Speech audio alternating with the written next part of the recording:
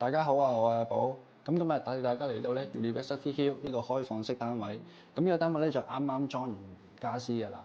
咁首先我哋睇一睇啦，玄關位置啦。咁玄關位置咧，佢做咗個換鞋嘅卡座凳啦。咁上邊做咗啲比較法式少少輕奢風嘅掛鈎。咁啊做咗啲 LED 射燈啦。好啦，再行入少少啦。咁呢個側面咧，其實係一個衣櫃嘅側面嚟嘅。咁呢個側面咧就做咗啲石紋嘅生態板啦，咁加有啲拉絲鋼嘅點綴，做咗少少弧邊，加埋啲梳枝位。咁呢個燈咧就做咗一個閣樓啦。咁比起一般閣樓嘅分別咧，呢間閣樓咧淨係做咗一邊樓梯櫃加個衣櫃 L 字晾起個閣樓嘅啫。咁喺另外呢邊咧，佢就打咗上天花，可以令到呢邊就冇個柱位頂住自己出入。係啦，再嚟就衣櫃門啦。衣櫃門佢做咗啲磨砂嘅玻璃啦。咁呢種衣櫃做咗個咁大門嘅。咁一般嚟講，1至2個人用咧，基本上個衣櫃都一定夠晒㗎啦。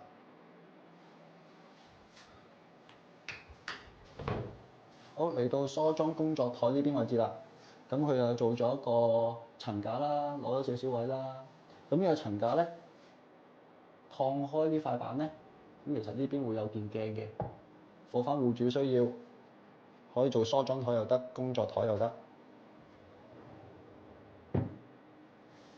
上面有啲收納位置啦，擺書啊，擺雜物啊，都夠晒㗎啦。好，再嚟地台級位置。咁地台級位置咧，因為始終呢度突咗出嚟啊，佢會做翻個圓角位，唔會俾自己頂腳啦，又唔會俾界腳。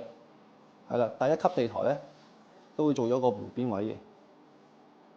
咁下邊又做咗個櫃桶收納啦，放下啲雜物嘅都 OK 嘅。咁啊做咗2級芯燈。咁再嚟呢邊樓梯櫃啦，樓梯櫃都用到盡㗎啦。樓梯櫃呢邊咧都係做咗咁大門。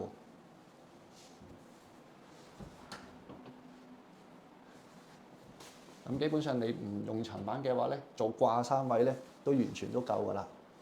咁呢邊就通到落下邊啦，可以擺下啲雜物啊，唔常用嘅嘢都可以。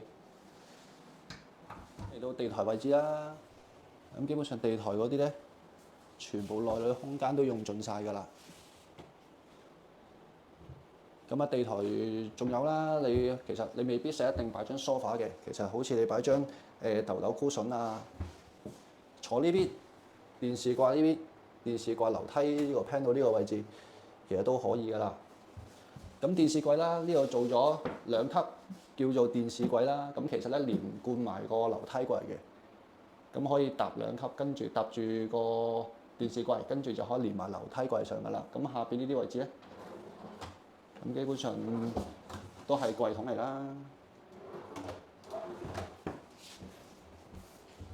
地台呢啲位置咧，就全部內通晒入去㗎啦，就唔驚個電視櫃頂住，又用唔到下邊嘅位置。兩邊都係㗎啦，內通晒落去，咁啊用盡晒啲空間。咁嚟到電視櫃呢邊位置啦，就做咗一個 panel 嘅。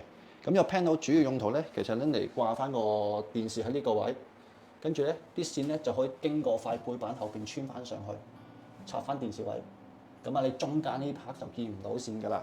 咁咧，一般呢啲位啦，都會做翻個毛毛條揭板嘅。咁主要係貨你，如果你會擺啲生巴啊或者 Walter 啊，你想晾翻上嚟嘅話咧，都可以咁樣做嘅。好啦，再嚟樓梯級呢邊位置啦。咁佢第一級咧，費事佢上落咧會撞到呢啲位啊。咁呢啲位都做咗啲弧角位㗎啦。咁再嚟睇下閣樓樓板呢邊啦。咁喺呢邊咧做咗少少嘅拉絲鋼嘅點綴，呼應翻門口位嗰個櫃側嘅。咁呢啲位就做咗啲撇斜角啦，費事佢上落位嗰陣時會撞到個頭。好啦，咁呢件燙窗咧，主要咧其實可以左右燙嘅。咁燙埋咗之後咧，咁譬如如果喺上邊用書台啦，坐喺上邊，隻腳就可以放翻落用書台，咁就唔使翹腳坐咁辛苦啦。咁唔用嗰陣時就拉翻埋嚟。咁啱啱個冷氣機位喺嗰邊咧，就可以出翻啲風，令到下邊閣樓冇咁熱㗎啦。咁上到嚟閣樓呢個位置啦，我哋床頭度做咗 cushion，床頭嘅心燈，咁呼應翻落嚟電視 panel 個頂咧，其實做咗一個心燈位置㗎啦。好，再望望啦，書台呢一邊啦，書台一邊咧都係啦，費事佢上落啦，會撞到啦。基本上咧呢啲位咧都係啲拋咗啲少少斜邊啊、弧邊，令到佢呢啲角位冇咁易撞到嘅。咁因為呢個單位啦，始終有個消防個灑水喺呢個位置啊。咁我哋嘅個框架咧，我哋淨係做咗個單邊打咗上天花，咁啊晾起晒成個閣樓呢一巴個角落頭位置。咁基本上打咗上天花咧，都一定夠力㗎啦。因為本身呢件咧，其實佢有個金屬框架喺度㗎啦。咁打埋上天花咧，基本上瞓兩個人基本上都唔係問題㗎啦。呢啲位置。